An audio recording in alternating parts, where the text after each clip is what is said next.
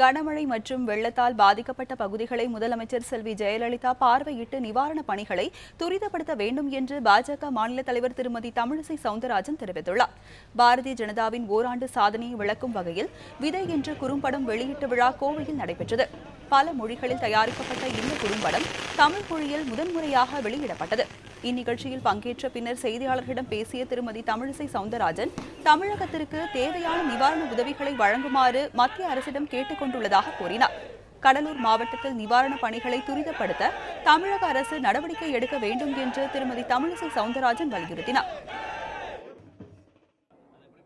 தமிழக முதலமைச்சர் எங்கெல்லாம் செல்ல முடியுமோ அங்கெல்லாம் நேரடியாக செல்ல வேண்டும். கடலூருக்கு செல்லவில்லை என்றால் சரி, ஏதோ அவர்களால் பயணம் செய்ய முடியவில்லை என்று சொல்லலாம். ஆனால் சென்று வாக்கு கேட்ட ஆர்கே நகர் பகுதி மிக மோசமாக பாதிக்கப்பட்டிருக்கிறது.